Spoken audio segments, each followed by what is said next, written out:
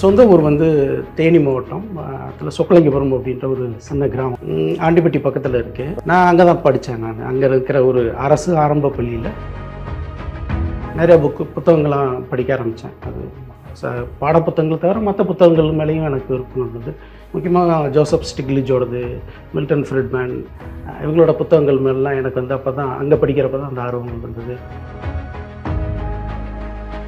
நான் first assistant டைரக்டராக நான் வந்து மினிஸ்டர் ஆஃப் ஃபைனான்ஸில் ஜாயின் பண்ணேன். அமைச்சகங்களில் பணியாற்றுறது இருக்குல்ல சார், அந்த அனுபவத்தை கொஞ்சம் சொல்ல முடியுமா சார்? ரேஞ்ச் ஆஃப் சீனியர்ஸுகளோட நீங்கள் ஒர்க் பண்ணக்கூடிய வாய்ப்புகள் உங்களுக்கு கிடைக்குது. அனுபவ செறிவாக இருந்தது அப்படின்னா எந்த துறையை சொல்லுவீங்க? ஒன்று வந்து நான் மினிஸ்டர் ஆஃப் அக்ரிகல்ச்சரில் ஒர்க் பண்ணேன் டெப்டி டைரக்டராக.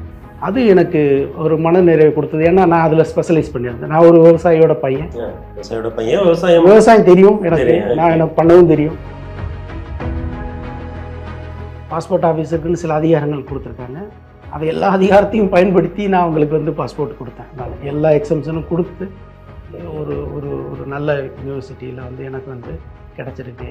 I think I got my future அப்படின்ற மாதிரி போட்டு ரொம்ப சந்தோஷமாக இருந்தது. கவர்மெண்ட் சர்வீஸ்லேருந்து இந்த மாதிரி சின்ன சின்னதாக ஏதாவது ஒன்று செய்ய முடியுது அப்படின்றப்போ.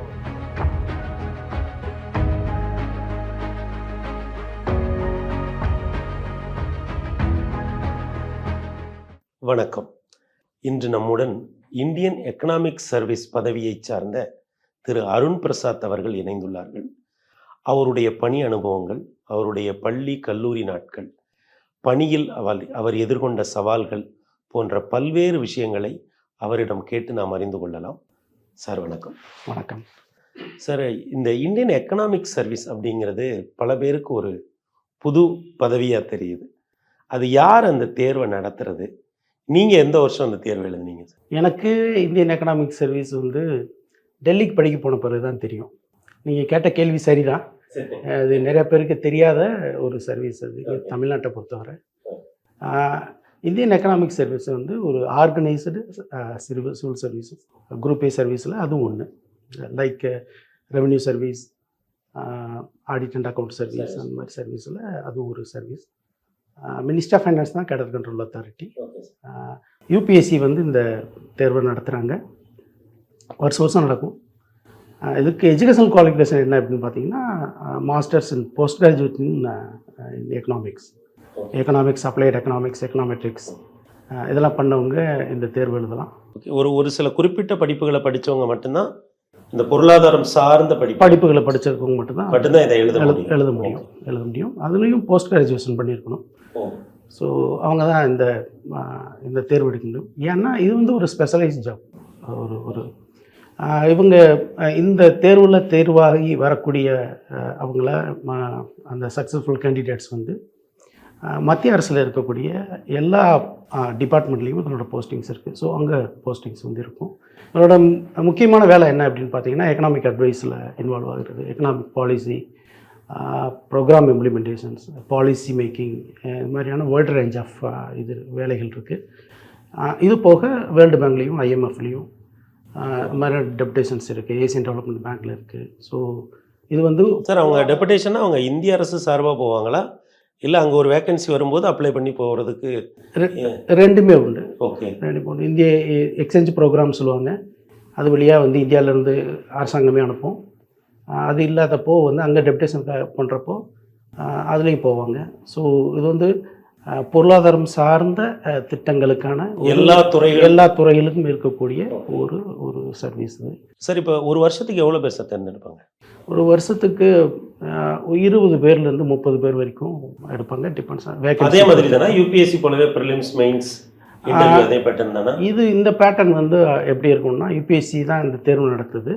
லைக் ஃபாரஸ்ட் சர்வீஸ் பண்ணுறாங்களே அது மாதிரியான இதுக்கு தனியான ஒரு எக்ஸாம். ப்ரிலிம்ஸ் கிடையாது, நேரடியாக மெயின்ஸ் எக்ஸாம் இருக்கும். ஸோ மெயின்ஸ் தான் நேரடியாக மெயின்ஸ் எக்ஸாம் ரிட்டன் எக்ஸாம் எழுதுவாங்க. அதில் ஒரு ஜென்ரல் நாலேஜ் பேப்பர் ஒன்று இருக்கும். ப்ளஸ் வந்து உங்களுக்கு இங்கிலீஷ் இருக்குது. அப்புறம் economics 4 paper. So economics 1, 2, micro economics, macro economics, Indian economy எல்லாமே இருக்கும். எல்லாத்தையுமே எக்கனாமெட்ரிக்ஸ் இருக்கும். ஸோ எல்லாமே கவர் பண்ணி வர்ற மாதிரி ஓவராலாக ஸ்பெஷலைஸ்டு சப்ஜெக்ட் தான் அது. ஸோ அந்த அந்த மாதிரி தேர்வு எழுதி போகணும். சரி, இப்போ நீங்கள் எந்த வருஷம் சார் இந்த தேர்வு எழுதுனீங்க?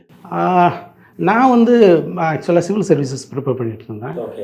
2 தடவை இன்டர்வியூ போனேன். அதில் எக்கனாமிக்ஸ் ஒரு சப்ஜெக்ட். எனக்கு ஒன் ஆஃப் த ஆப்ஷன்ஸ் வந்து என்ன ஒன்று எக்கனாமிக்ஸ், இன்னொன்று என்ன சார்? இன்னொரு தமிழ் லிட்ரேச்சர்.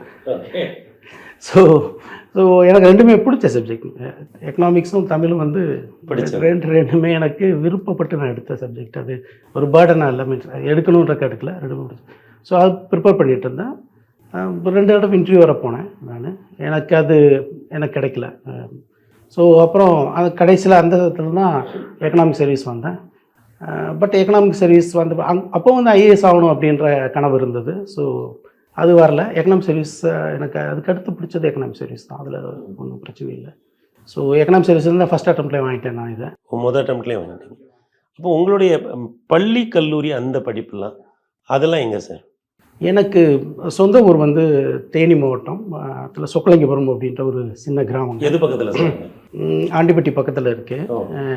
ஒரு மேற்கு தொடர்ச்சி மலையடி வாரத்தில் இருக்கக்கூடிய ஒரு அழகான சின்ன கிராமம். ரொம்ப பியூட்டிஃபுல்லாக இருக்கும் அந்த கிராமம்.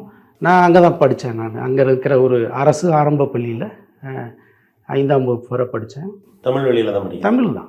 தமிழ் வழி தான். ஸோ அதுக்கடுத்து 6ஆவதுலேருந்து 10ஆவது வரை மதுரையில் போய் படித்தேன். ஹாஸ்டலில் தங்கி படித்தேன். ஸோ அப்புறம் 11 நல்லா படிப்பேன் நான். ஸோ நல்லா படிப்பேன், அதோட நல்லா விளையாடுவேன், நல்லா சேட்டை செய்வேன். ஸோ அது மாதிரி இருந்ததுனால அப்புறம் +1க்கு வந்து திருப்பி எங்கள் ஊரில் பக்கத்தூரில் இருக்கிற ஒரு அரசு மேல்நிலை பள்ளியில் +1ம் +2ம் படித்தேன். ஸோ நல்லா படிக்கிறதுனால பிரச்சனை இல்லை. நான் தான் ஸ்கூல் ஃபஸ்ட்டு வந்தேன் நான் இப்போது. அப்புறம் என்ட்ரன்ஸ் எல்லாம் இருந்தது. அந்த காலத்தில் என்ட்ரன்ஸ் எல்லாம் இருந்தது.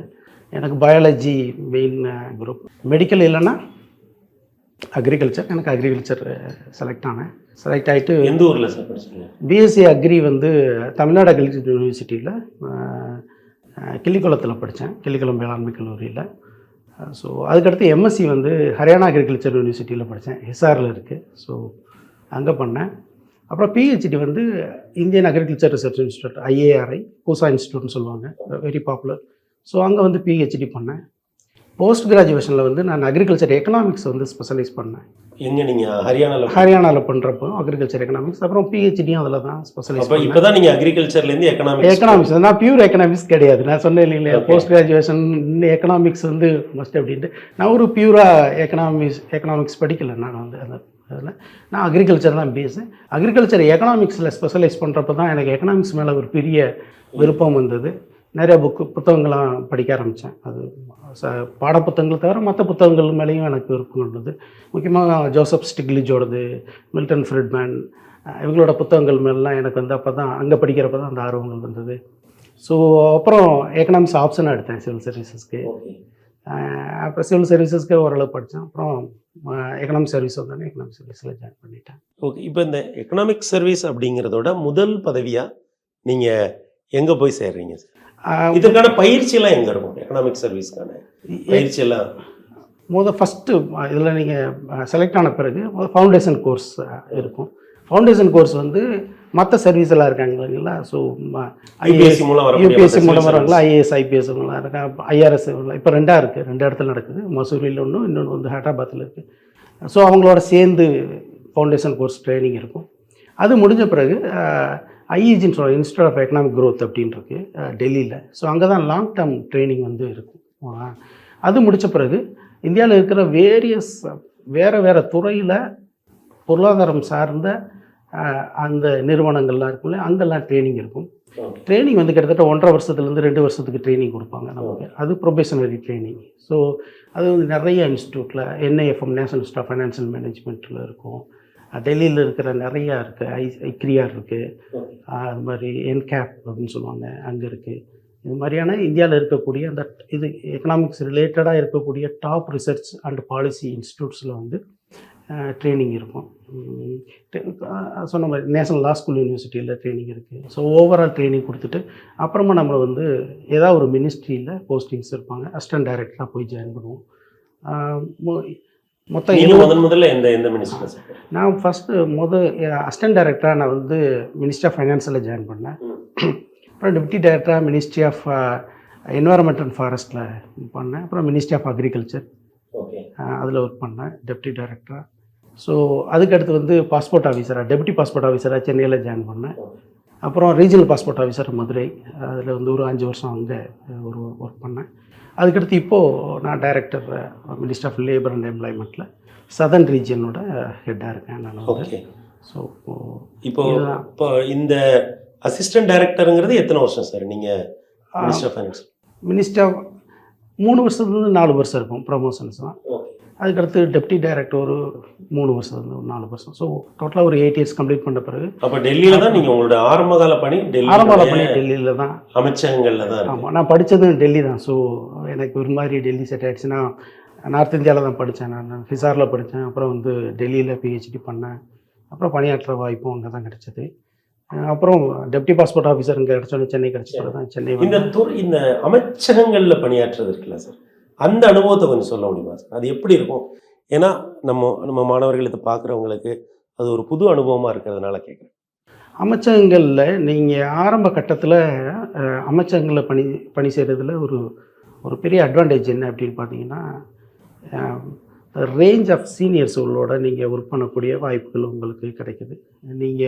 நான் ஒரு அசிஸ்டன்ட் டைரக்டர் ஒருத்தர் ஜாயின் பண்ணுறாரு அப்படின்னா, அங்கேருந்து செக்ரட்டரி வர ஒரு செயின் இருக்கும் அப்படின்னும்.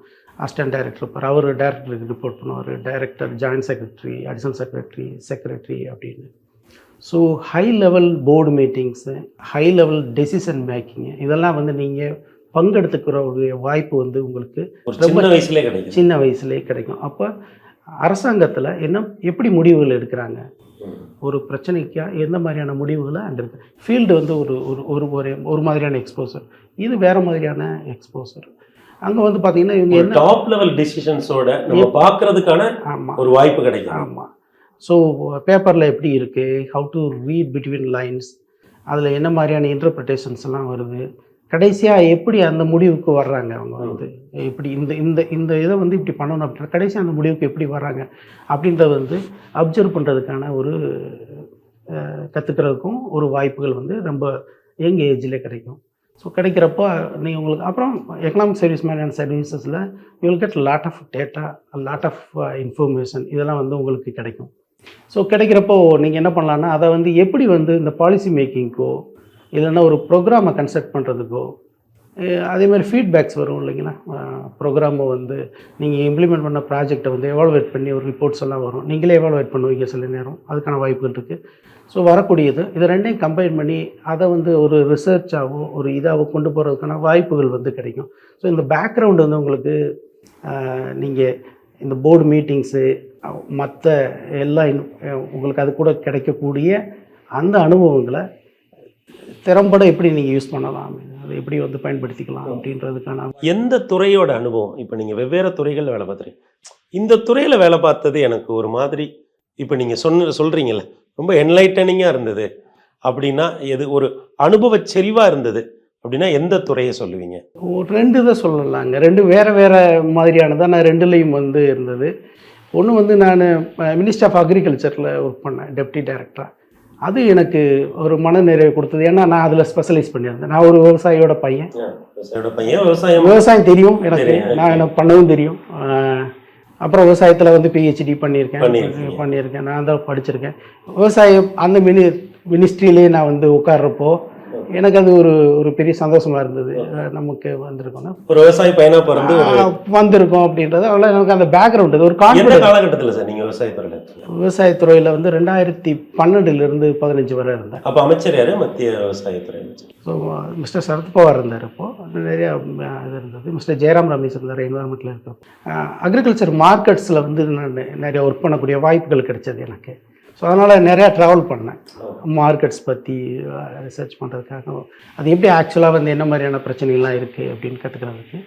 அது இந்தியா முழுவதும் இந்த அக்ரிகல்ச்சர் இந்த மார்க்கெட்ஸ், அதாவது சந்தைகள்ங்கிறது, சந்தைகளை வேளாண் சந்தைகள் வெவ்வேறு மாதிரி இருக்கு இல்லைங்க? வெவ்வேறு மாதிரி இருக்கும். சில ஊர்களில் வார இறுதியில் இருக்குது, சில இல்லை மார்க்கெட் கமாடிட்டி மார்க்கெட் சொல்லுவோம். ஒவ்வொரு மார்க்கெட்டும் ஒவ்வொரு மார்க்கெட்டுக்கும் ஒவ்வொரு மாவட்டத்துலேயுமே ஒவ்வொரு மாநிலத்துலையுமே வேறு நடைமுறைகள் இருக்கும். பொருட்களை விற்கிறது வாங்குறது இது பற்றின நிறையா நடைமுறைகள் அந்த அந்த வேரியேஷன்ஸ் எல்லாம் இருக்கும்.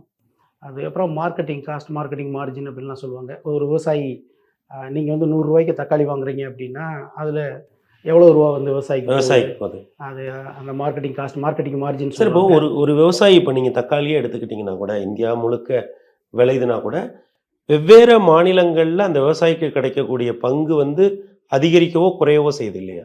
அப்படி இருக்கு. அது வந்து அந்த ஊரோட மார்க்கெட்டை பொறுத்தது. அது அது வந்து இது ரொம்ப டெக்னிக்கலாக இருக்கும். அப்போ ஒரு இந்தியா முழுக்க இருக்கிற ஒரு விவசாயிகளை நெருங்கி பார்க்குற ஒரு வாய்ப்பு உங்களுக்கு கிடைச்சிருக்கு. நிறையா மார்க்கெட்டுகளுக்கு நான் விசிட் பண்ண வேண்டியிருந்தது. நிறையா விவசாயிகளை சந்திக்கக்கூடிய வாய்ப்புகள் எனக்கு அந்த வாய்ப்பு கிடைச்சது அந்த மினிஸ்டர் இருக்கப்போ. அப்புறம் அதை வந்து டெக்னிக்கலாக ரிசர்ச் பேஸ்டு அணுகிறதுக்கான வாய்ப்புகளும் எனக்கு இருந்தது. இது ஒரு பக்கம் எனக்கு பிடிச்சது.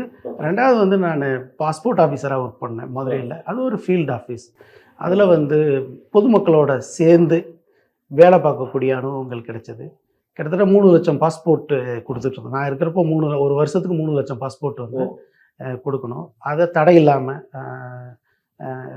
சரியான நேரத்தில் தென் மாவட்டங்களை சார்ந்தவர்களுக்கு 10 தென் மாவட்டங்கள் ஆஃபீஸாக தான். அதான் அதனோட ஜூரிஸ்டிக்ஷன் ஏரியா வந்து அதுதான்.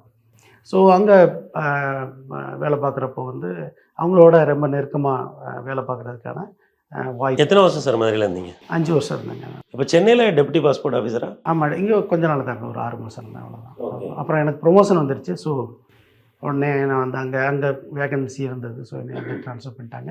நான் சொந்த ஊரில் எனக்கு நான் மதுரையில் தான் படித்தேன். நான் பள்ளி இதெல்லாம் மதுரை எனக்கு நெருக்கமான ஊர். ஸோ மதுரையில் வாய்ப்பு கிடைக்கணும்லாம் நான் எதிர்பார்க்கவே இல்லை.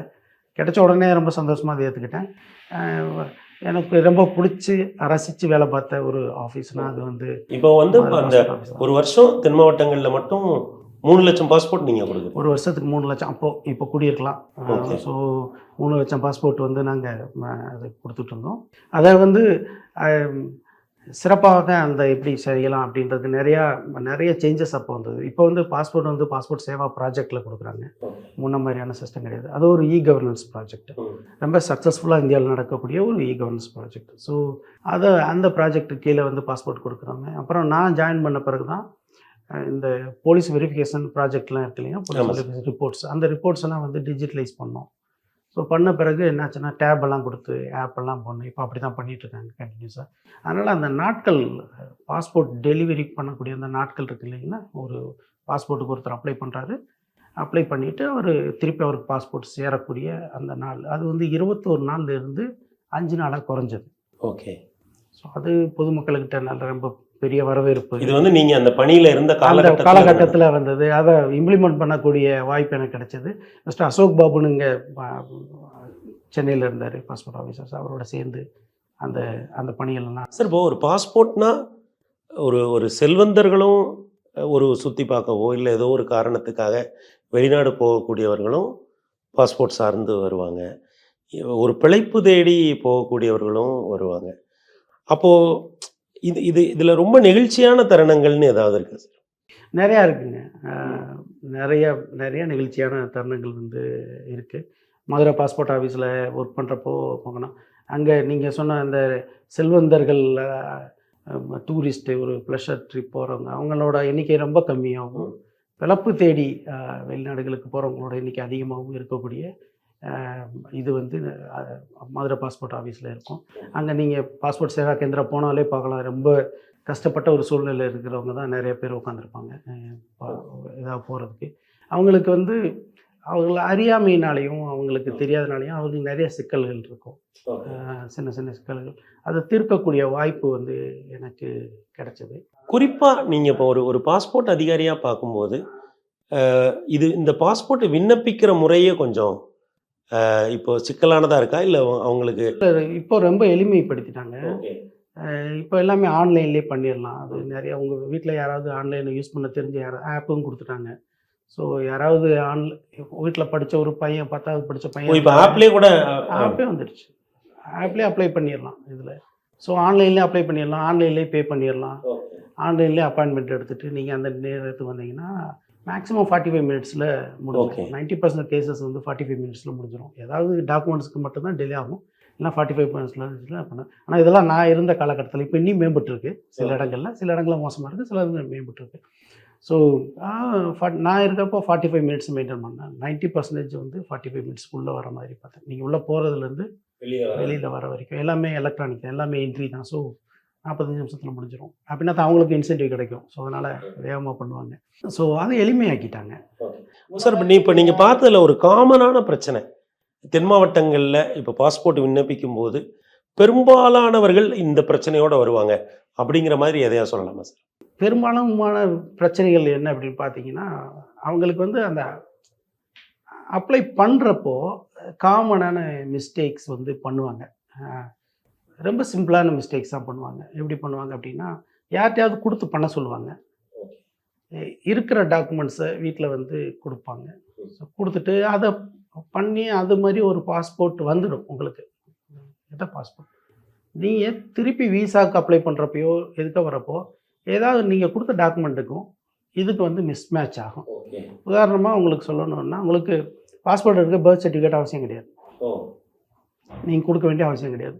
அப்போ உங்களுக்கு பர்த் சர்டிஃபிகேட்டில் வந்து உங்கள் பேர் வேறு மாதிரி இருக்கும், இது வரும். பாஸ்போர்ட்டில் வேறு மாதிரி இருக்கும். ஸோ நீங்கள் பாஸ்போர்ட் நீங்கள் ஏதாவது உங்கள் ஸ்கூல் சர்டிஃபிகேட் ஏதோ கொடுத்து எடுத்துருவீங்க. ஆனால் விசாவுக்கு பர்த் சர்டிஃபிகேட் வேணும். எம்ப்ளாய்மெண்ட் விசாவுக்கோ இல்லைன்னா வந்து எஜுகேஷன் விசாவுக்கோ பர்த். ஸோ இதை ரெண்டையும் நீங்கள் வந்து ஒரு எம்பசியில் ப்ரொடியூஸ் பண்ணுறப்போ, ஃபாரின் எம்பசியில் அவங்க என்ன பண்ணுவாங்க அப்படின்னா, பாஸ்போர்ட்டில் வேறு மாதிரி இருக்குது, இதில் வேறு மாதிரி இருக்குது அப்படின்னு பாஸ்போர்ட் வந்து ரிஜெக்ட் பண்ணிடுவோம். அப்புறம் திருப்பி வருவார் அவர் சேஞ்ச் பண்ணுறதுக்கு. ஸோ என்னோடய நேமில் மிஸ்டேக் இருக்குது, என்னோடய டேட் ஆஃப் பர்த்தில் மிஸ்டேக் இருக்குது. அப்போ அவருக்கு வந்து டைம் ஆகும். அதனால் நான் பொதுவாக அப்போ இருக்கிறப்ப நான் விண்ணப்பிச்சு புதுசாக வாங்குறத விட இல்லை, விண்ணப்பிக்கிறப்பயே உங்களோட கரெக்டான டீட்டெயில்ஸு, சரியான டீட்டெயில்ஸ் கொடுத்து எடுத்துட்டாங்க அப்படின்னா எந்த பிரச்சனையும் இருக்காது. ரொம்ப கேஷுவலாக அப்ளை பண்ணுவாங்க. அதில் தான் வந்து பிரச்சனை இருக்கும்.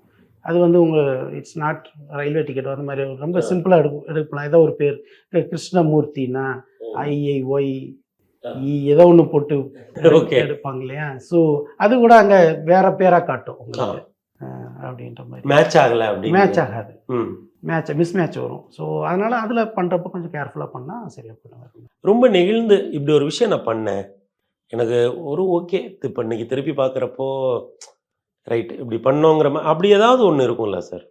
ஒரு வேளையில் நிறைய உண்டு. மாணவர்களுக்கு பண்ணுறதுல எனக்கு ரொம்ப இருந்தது. அங்கே நிறைய பண்ணோம். ஒரு பொண்ணு வந்தா எனக்கு அது இப்போ, ஏன்னா அது கொஞ்ச நாளைக்கு முன்னாடி எனக்கு மெயில் வந்தது, அதனால் அது வந்து ரொம்ப இப்போ நினைவுக்கு வருது. அந்த பொண்ணோட அப்பா வந்து ஒரு கால் டாக்ஸி ஓட்டுற ஒரு டிரைவர். அவர் அம்மா, அந்த பொண்ணு வந்து ஒரு சாதாரண ஸ்கூல் தான் படிச்சுட்டு மேக்ஸ்முல்லர் இதில் பண்ணிவிட்டு ஒரு சென்னை மேக்ஸ்முல்லர் இதில் வந்து பண்ணிவிட்டு இது 6-7 வருஷம் ஆச்சு முன்னாடி. ஸோ அவங்க வந்து அந்த ஜெர்மன் இது படித்து அதில் சில தேர்வுகள்லாம் எழுதி சிகாட் அட்மிஷன் இன் ஜெர்மனி. ஸோ வந்துட்டாங்க. அவன் வந்து அட்மிஷன் கொடுத்துட்டு ஒரு வாரத்தில் பாஸ்போர்ட்டோடு சேர்த்து நீங்கள் அந்த அப்ளிகேஷனை வந்து சப்மிட் பண்ணணும். அவங்ககிட்ட பாஸ்போர்ட் இல்லை, பாஸ்போர்ட்டுக்கு அப்போ அப்பாயின்மெண்ட்டே இல்லை, ஒரு மாதத்துக்கு வந்து அப்பாயின்மெண்ட்டே இல்லை. ஸோ சம்பவம் அவங்க வந்து பண்ணி வாட்ச்மேன்லாம் கேட்டு அவர் கூப்பிட்டு வந்து பண்ணார். சார் பார்க்குதான் இருப்பாங்க. அப்புறம் நான் அப்பாயின்மெண்ட் எல்லாம் கொடுத்தேன். அவங்ககிட்ட நான் சொன்னேன், இல்லைங்களா ப்ராப்பரான டாக்குமெண்ட்டே இல்லை, எல்லாமே மாறி இருக்குது. ஸோ அப்பாயின்மெண்ட்டு கொடுக்கணும், இந்த டாக்குமெண்ட்ஸ்களெல்லாம் கரெக்ட் பண்ணணும். ஸோ அதுக்கான சில ப்ரொசீஜர்ஸ் எல்லாம் இருக்குது. பாஸ்போர்ட் ஆஃபீஸருக்குன்னு சில அதிகாரங்கள் கொடுத்துருக்காங்க. அதை எல்லா அதிகாரத்தையும் பயன்படுத்தி நான் அவங்களுக்கு வந்து பாஸ்போர்ட் கொடுத்தேன். நான் எல்லா எக்ஸம்ஷனும் கொடுத்து அந்த ஒரு வாரத்துக்குள்ளே அவங்களுக்கு போகிறதுக்கான. ஜெர்மன் போயிட்டாங்களா? போயிட்டாங்க. அவங்க கொஞ்சம் அதுக்கு முன்னாடி ஸ்ட்ரகிளாக இருந்தால், அப்புறம் திருப்பி வீசா போகிறப்போ ஒரு அதுக்கடையில் ஒரு பிரச்சனை வந்தது. திருப்பியும் அதை வந்து சரி பண்ணி கொடுத்தோம். அந்த பொண்ணு போயிட்டா. போயிட்டு நான் வந்து போயிட்டு அங்கேருந்து மெயில் பண்ணேன், நான் வந்து ஜாயின் பண்ணிட்டேன், ஐ எம் வெரி ஹாப்பி, நீங்கள் இல்லாட்டி பண்ணிட முடியாது அப்படின்ட்டு. அப்புறம் கொஞ்சம் காலம் கழிச்சு எப்போயாவது ஒரு வருஷத்துக்கு ஒரு மெயில் வரும். கடைசியாக எப்படின்னா, ஸ்கூலிங் எல்லாம் முடிச்சு கிராஜுவேஷனில் வந்து ஒரு நல்ல இதில் கிடச்சிருச்சு. ஸோ பார்ட் டைமாக ஏர்ன் பண்ணுறேன், ஒரு ஒரு ஒரு நல்ல யூனிவர்சிட்டியில் வந்து எனக்கு வந்து கிடச்சிருக்கு, I think I got my future அப்படின்ற மாதிரி போட்டு எனக்கு வந்து மெயில் ரொம்ப நெகிழ்வான இருந்தது. மெயில் ரொம்ப சந்தோஷமாக இருந்தது. கவர்மெண்ட் சர்வீஸ்லேருந்து இது மாதிரி சின்னதாக ஏதாவது ஒன்று செய்ய முடியுது அப்படின்றப்போ உண்மையில் அது ரொம்ப சந்தோஷமாக இருந்தது. அது எனக்கு இது மாதிரி நிறைய பண்ணியிருக்கோம். பட் எதுவுமே நீங்கள் செய்யக்கூடிய சின்ன இது வந்து உங்களுக்கு ஞாபகம் இருக்குது. அதனோட அந்த எங்களில் மல்டிப்ளேயர் எஃபெக்ட் எப்படி சொல்லுவோம் எக்கனாமிக்ஸில், இல்லைன்னா ராமிஃபிகேஷன்ஸ் மல்டிப்ளேயர் எஃபெக்ட் எப்படி சொல்லுவாங்க.